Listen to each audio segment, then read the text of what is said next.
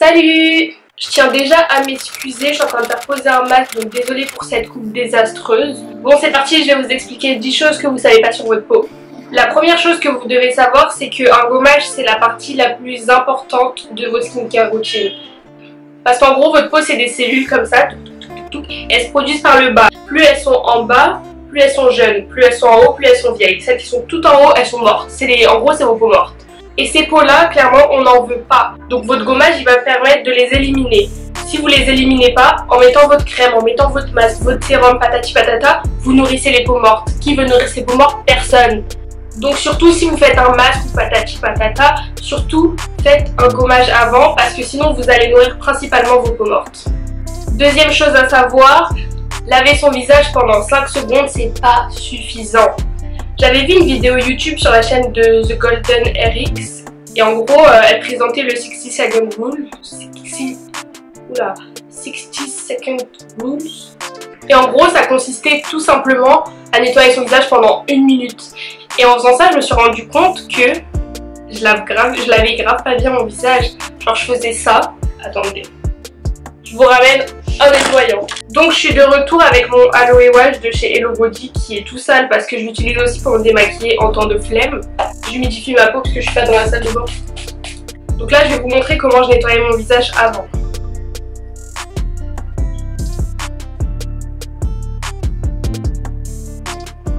C'est tout.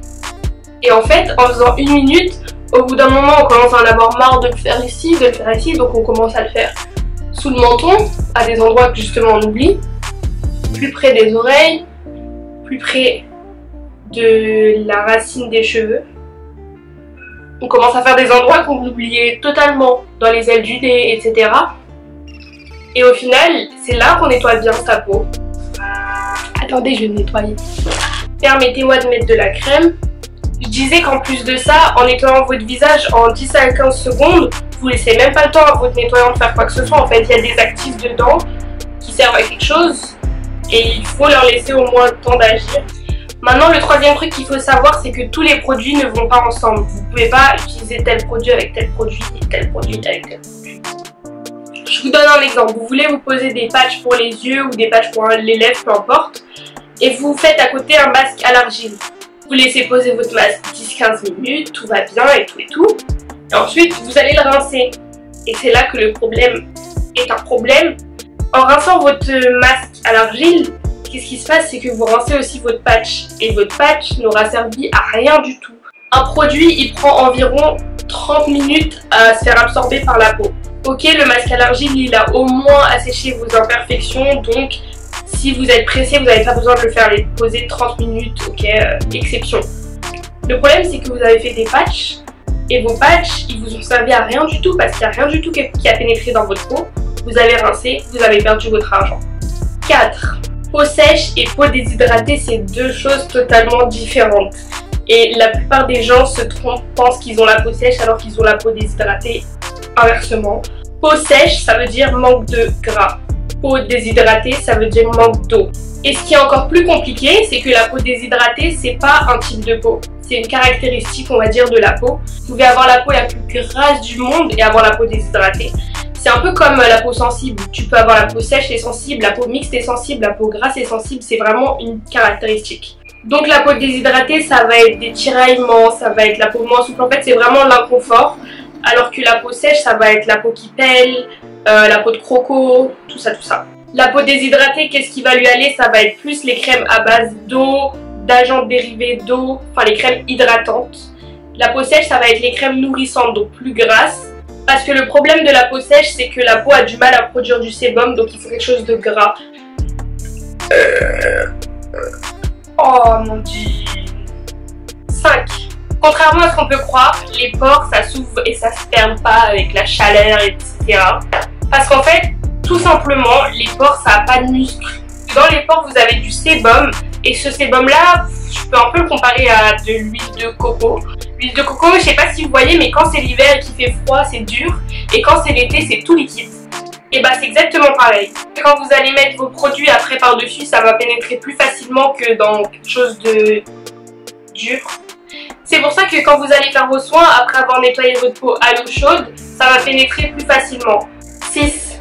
Le meilleur type de gommage que je peux vous conseiller, c'est les gommages chimiques. La plupart du temps, les gommages chimiques, c'est fait soit à base d'alpha-hydroxyacide, c'est des acides de fruits, soit à base d'enzymes.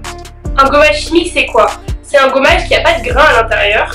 C'est juste quelque chose que vous appliquez sur votre peau et vous laissez poser quelques minutes, pas longtemps quand même. Ces acides, ils vont grignoter les petites peaux mortes.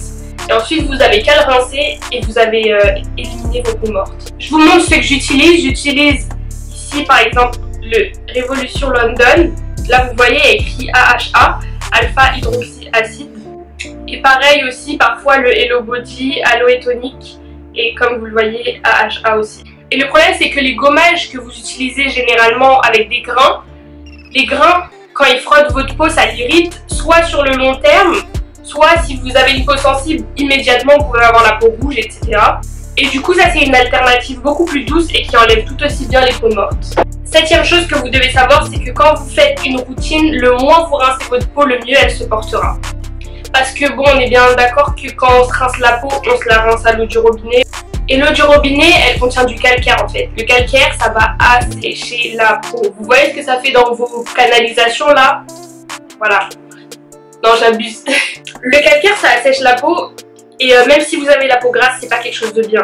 Genre, c'est pas assécher dans le bon sens, ça va assécher vos petits boutons et tout. Non. Ça assèche la peau. Et du coup, ça fait que votre peau, elle vieillit plus rapidement. C'est pour ça aussi que quand vous sortez de votre douche ou quand vous venez de finir de vous nettoyer le visage, sans parler de la skincare routine, hein, le mieux c'est de passer un coup de lotion, comme ça vous enlevez toute trace de calcaire et ça vous asséchera pas la peau. Et la dernière chose qu'il faut savoir, c'est que parfois vos imperfections ou les choses qui vont pas sur votre peau, c'est pas forcément dû à votre skincare routine, c'est peut-être dû aussi à vos draps. Changez le plus souvent possible vos draps et surtout vos têtes d'oreiller. Vous passez 8 heures voire plus la tête collée sur votre oreiller à dormir, vous avez vos bactéries, votre bave, votre sueur, tout ce qui est caca sur votre oreiller. Donc il faut changer en fait. Je sais que ça peut paraître bête ou simple, mais je me dis, c'est pas juste comme ne pas toucher son visage. Là, tu passes quand même 8 heures, voire 9 heures minimum par nuit, la tête collée sur un oreiller qui est plein de caca. Donc c'est sûr que au bout d'un moment, ta peau a réagi quoi. Bon bah j'espère que je vous ai appris au moins un truc. Si vous avez aimé la vidéo, likez, partagez, allez me suivre sur Instagram AmandineYK. Et du coup restez connectés parce que je vais faire plein de vidéos.